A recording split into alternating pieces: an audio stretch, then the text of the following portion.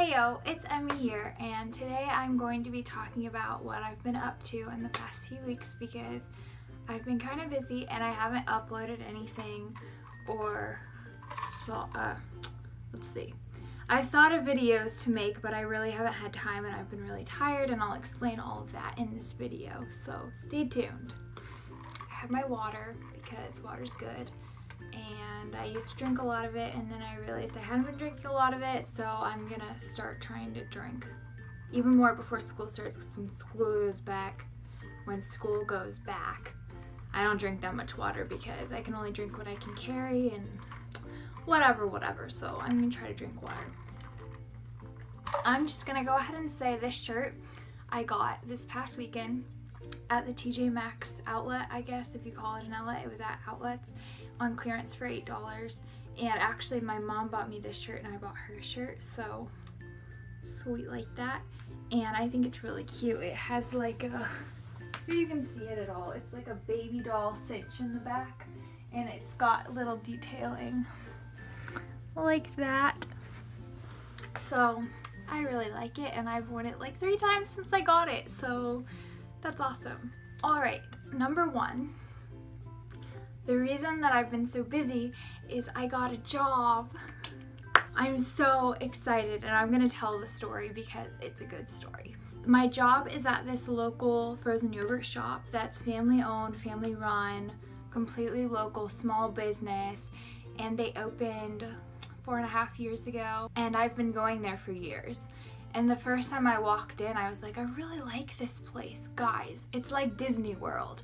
They play Disney music.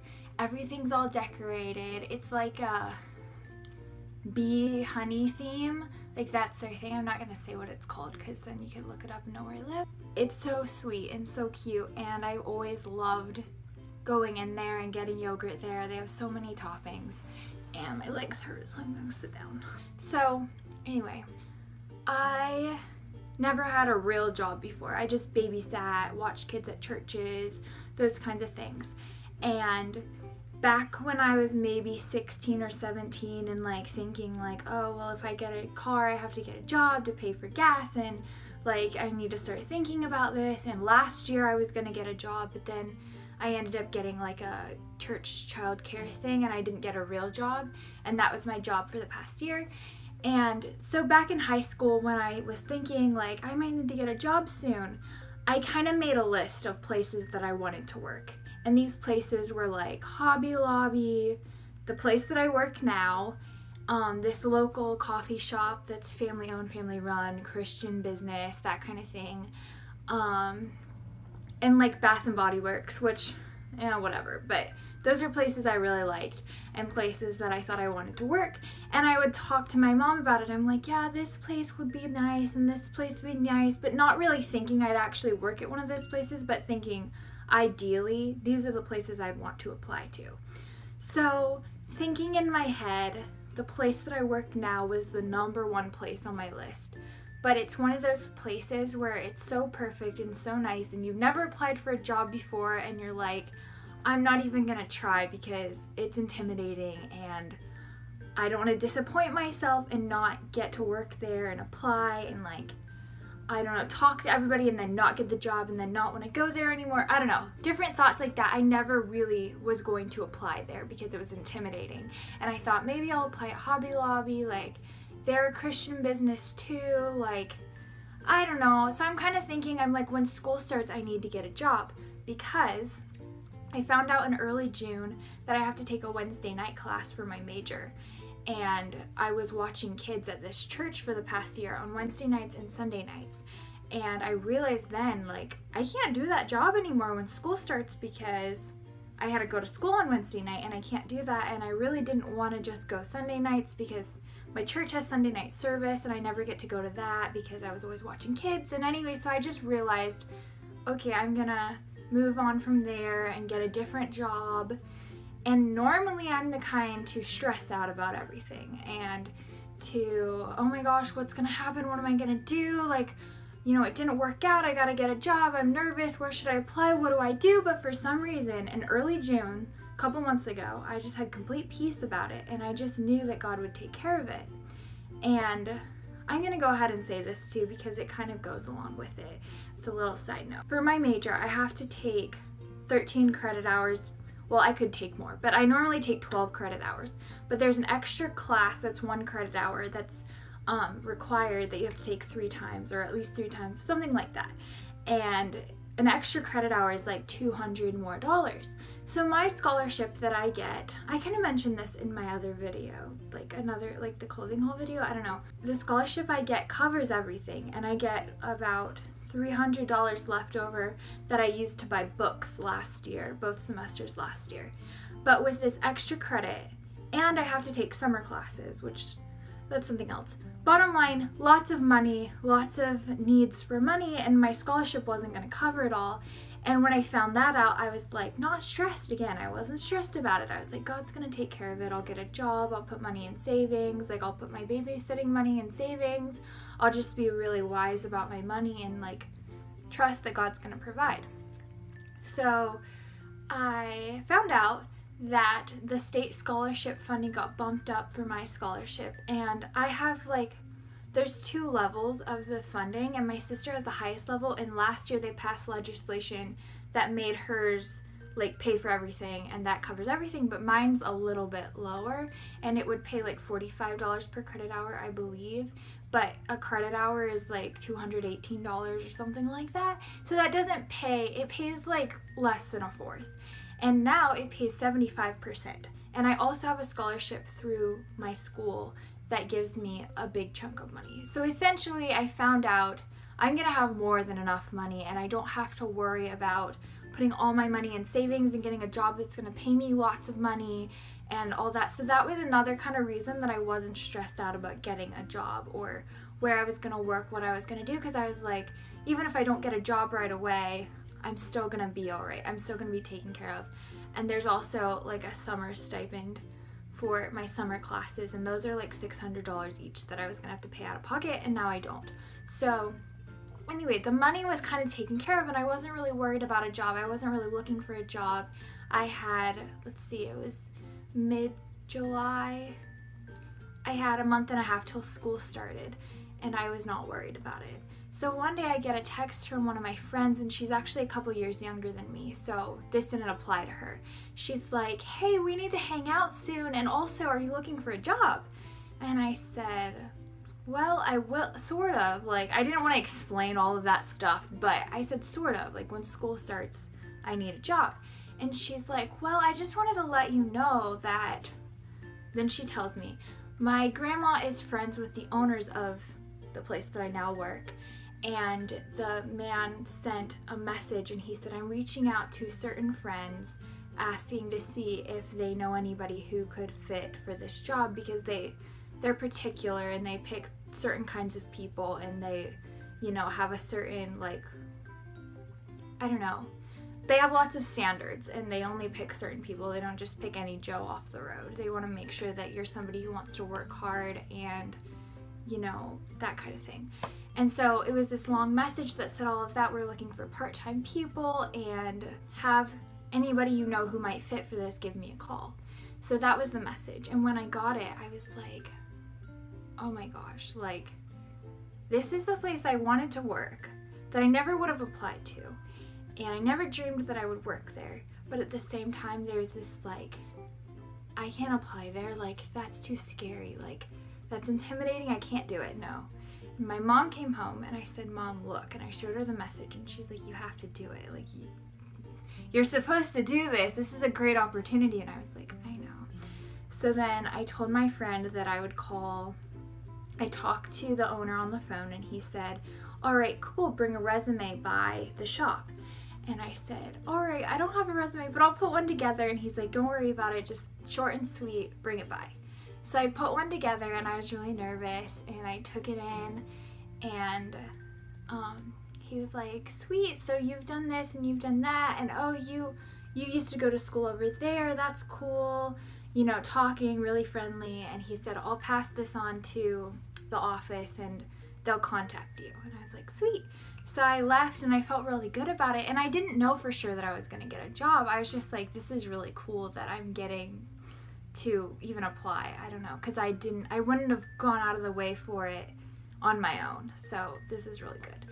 So then a couple of days later, they sent me an application by email, and I filled it out, and it was questions like, why would you want to work here? If you could start a nonprofit of any kind, what would you do? And I don't know, different things like that. And I was like, I gotta answer correctly. I gotta put the right thing. But I didn't lie or anything. I just put, I answered it thoroughly and everything.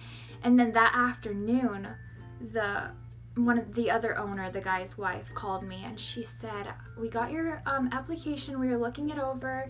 And I know this is really short notice, but we like to have people come shadow before we get any further in the process to make sure that they understand what the job is, what you'll be doing. You'll be lifting heavy stuff, and you'll be on your feet a lot, and we just want to make sure that you're aware of how it all works before we go any further. And she's like, you have that recommendation from our friend, so you're kind of at the top of our list. We want to see if you'll work out. So if you want to come in tonight and shadow from 7 till closing, that would be great, because then we could go ahead and bump you along in the process. And I was like, tonight? Wow, like right now? And I was like, sure, I'll do that. That sounds great. And she's like, that's awesome. I'll let the manager know that you're coming.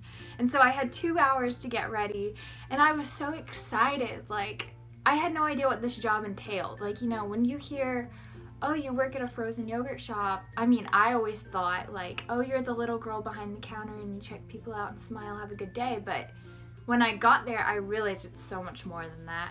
It was really fun. It was the best thing ever. And it's weird to say that about a job, but I got there and they gave me the little t-shirt to put on, and the girl at the counter said, okay, go talk to so-and-so in the back. He's the manager. He showed me around everything, and I realized really quickly that it's a tightly run ship around there. Like, they're always restocking the toppings, cleaning, wiping. They have lists of things to do at each hour of the day, and it's so organized. And I've never had a job before, so I don't know if other places aren't like this, but everybody there seemed so motivated and so driven to do their best work. And like, if you're filling a topping, like, you fill it up to the very top, because then the person the next morning won't have to worry about it. And you do everything to help the other people you're working with. You're not doing it for yourself. You're doing it to have the guests have the best experience they could have. And it was just better than I can imagine. And I was like, I'm so blessed about this. Like, what even? And I went home that night, and I was just so happy. And I gushed about it to my mom. I was like, this place is so awesome.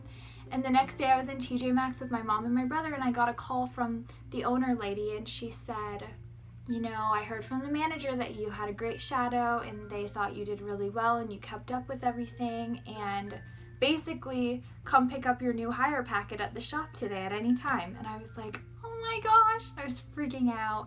It just felt like a dream, because I didn't expect that. I didn't go looking for it, and I knew that God would provide for me, but I didn't know how. And I didn't have to do anything.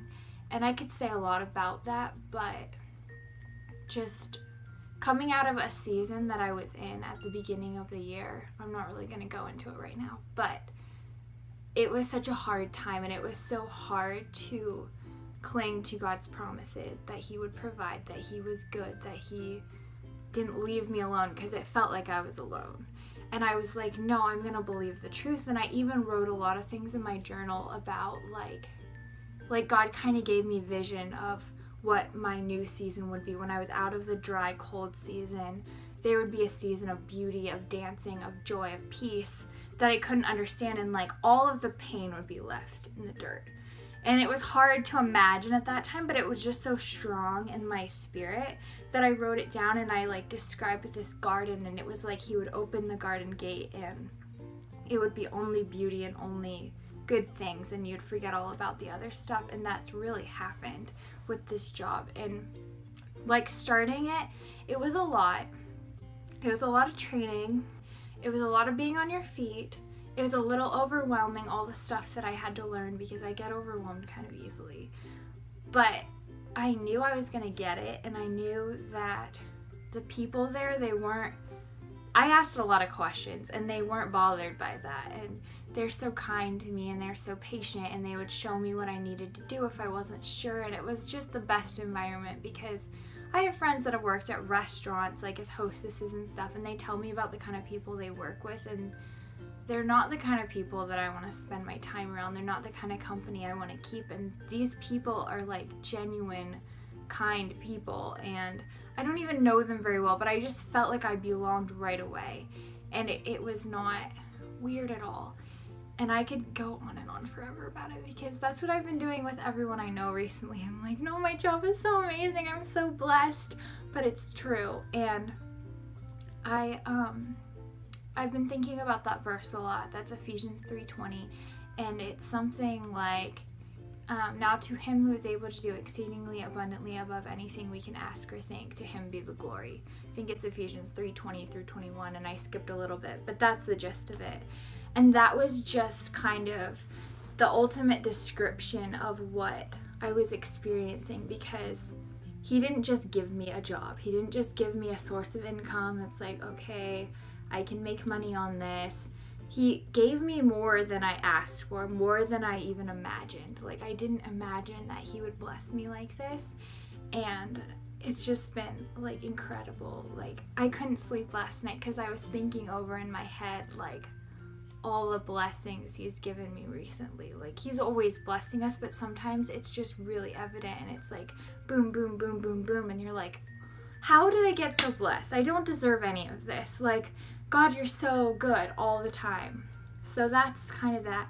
And I should have said this earlier. There were two things that I kind of prayed for before this whole job thing, when I just knew that I needed a job. There were two things I prayed for. The first one would be that it would be a place that I actually wanted to work, not somewhere where I'm like, oh, I gotta go to work. Like, that's annoying. I can't do this. I gotta work. Like, somewhere I actually wanted to go to work, so that I wouldn't feel like I was missing out on anything, because I actually liked what I was doing. So that was the first thing. The second thing was that I would get the job through some kind of connection, somebody at church, somebody that I knew, something, not that I just go stick in an application. I have no idea who is looking at it and I just hope for the best. Not that. Like, some kind of connection. And that's literally what happened. Like, it's somewhere I love to go to work, and I got a recommendation from my friend's grandma, who I've never even met. Like, it was amazing. Like, the favor, God's favor is all over it. So, exceedingly abundantly, expect it. I talked about this at Bible study last week, and that's the next thing I want to talk about is Bible study. So, I started a Bible study this summer, and it was really out of a place of feeling like I wanted community really bad. Community with people from church, with friends from high school, and like not feeling like I had a place for that, because my church, it's an amazing church and I love it, but it doesn't have a college group at church. Like, you go from youth group where you have your youth pastors and you have all your friends, and then you graduate and you're just kind of like somebody who goes to church there. And at my church, it's a lot of young married couples and young married couples with little kids, and you don't really find where you fit very easily. And I just was longing for community. And like, even from high school, I would see my friends every day. Like, I'd see my theater friends all the time, and I was always with them. And, you know, we had a Christian club at school, and we would just always be together and that kind of thing. And I didn't really have that place anymore. Like, you didn't have a place where it's like, I know I'm going to see you every week or every day or anything. And you just kind of had to meet up with them when you had time. And I was just longing for this. And I had a friend who was going to do the Bible study with me, but then when it came down to it, she wasn't able to. So then I was like, do I want to do it by myself, or am I even supposed to do it? And then I went to one of my mentors and I was like, what should I do? And she said, I know you have it in you to do it, and it wouldn't be a bad thing to have a Bible study. Like, there's no way that that's a wrong thing to do, because you know Jesus, you're seeking after Jesus, and you're somebody that people can listen to, and basically, like, you're not gonna tell them stuff that's not true. Like, you're founded in the Word, and you can, you're qualified to lead people. That's the wrong word. You don't have to be qualified, but like, I don't know. I'm not just somebody who doesn't know what they're talking about, and they're like trying to lead people. Anyway, that was a kind of a conversation I had with her. And so after a lot of like thinking and praying, I was like, I am going to do this Bible study. And to be honest, it scared me like crazy because I am not a leader. I'm not somebody who stands up in front of people and speaks. That's not me at all. I'm kind of the person that like listens, thinks about it. I might have something to say, and if I have something to say, I'll say it. But I'm more of the person that sits and takes notes on everything and doesn't really talk that much. So when I realized I was doing this Bible study, I was like, oh my gosh, what am I even doing? So I started doing it, and the first week I invited maybe 4 people, and my one friend came, my other friend couldn't come, and then other people didn't respond or whatever. And it was really good, even though it was just one friend. And then the next time it was a different one friend, and we had a great conversation. And I kind of set it up as like, okay, I have this thing I kind of want to talk about, but like I'm not going to talk the whole time. It's going to be a conversation. It's going to be like an intimate conversation where like I say this experience happened to me and God showed me this, and then you say, oh, I had a similar experience and God taught me this. That kind of like round table discussion thing. And I was doing it at a coffee shop, so we got our little coffees and we were talking about Jesus, and it was really sweet. And one week 3 girls came, and the one girl I didn't really know very well, but she was really friendly, and I was like, I want to invite this girl. And then 2 friends from high school that I'd had for a long time came, and we had such great discussion. The next week it was just one friend again, and last week it was so good. I always pray before I go, before we start, that like if what I have to say, if that's like, if God wants to take it a different direction, like I'm like, yeah, like God, take it in whatever direction you want. Let us feed off of each other. Let us encourage each other. Let us say what you want us to say and touch each other in ways that you want to, and not just like do ourselves, if that makes any sense. And we were like, I felt heavy at first, and I was like, you guys, I've been just feeling heavy about this one thing. Can you guys pray for me? So it started off, they prayed for me before we even started, and then I felt motivated that I could go forth and talk. And side note, sort of, every time I would go to leave for Bible study, like I would just feel like, so I don't want to go, I'm too nervous, I don't know what to say, I don't know how this is gonna go, like it's not helping anybody, like lies. And one time I was gonna go, and my passenger seat was full of water, and I didn't even know why, and so I'm like dumping buckets of water out of my car right before I had to leave. It's like the devil's trying to get this to not happen, and that kind of is an indicator that it is supposed to happen. I was there last week, they prayed for me, and then one of the girls there, she needed prayer because she was just going through a lot of stuff, and she shared with us, and I was like, we need to pray for you. So I prayed for her, the other girl prayed for her, and then like just from there, like it was just so God. It was so amazing. Like he was confirming things left and right for her and the other girl and me, and we were just like, God's amazing, like what even? So that's kind of, I knew that I was supposed to be doing this Bible study, and God has totally showed up. I have it tonight. I need to prepare the notes when I finish filming this, but it's just been incredible that like God's pulled me out of this season that was like dry and painful and just really hard, and he's pulled me into this place that I knew he was able to, and I knew he would. But it's just incredible to see his faithfulness. And something that I've written in my journal, and I've told a couple of my friends, is like, I've never been so confident in his faithfulness as I am in this season. Like, he's showed me that he's faithful, because something Christine DeMarco said before, and she's with Bethel, she sings Take Courage, I love that song. Anyway, she had this like mini movie that she did with Bethel, and she was talking about a season of her life that she needed God to be faithful to her. And she was like, when you want God to show you his faithfulness, he has to put you in a situation where he has to be faithful, if that makes sense. Like, if everything is going good and like, I don't know, it's not gonna be as drastic that, he's faithful, he answered this prayer. But if you're in like this dry, sad, painful place, and you're like, I know God's faithful, I know he's faithful, I trust you, Lord, I love you, Lord, like, you're gonna do it. and then he does it, it's really obvious. It's like night and day, and you're like, oh my gosh, he's faithful. He did not leave me in that place that was horrible and awful, and I cried every day. Like, he doesn't leave you there. He brings you to the high place. He sets your feet on a high rock, and he blesses you, and he's good to you, and he's working the whole time. When you think that you're in this dark, horrible whatever, he's not left you alone. He's not forgotten about you. The whole time he's putting little pieces in place. And if he says that he's going to do something, his word does not return void, and he's going to do what he said. And I've really seen that in the past month or so. So that's what I've been up to. God is so good. And yeah, I don't know what video I'll do next, but it'll be good. I start school in 2 weeks from today, actually.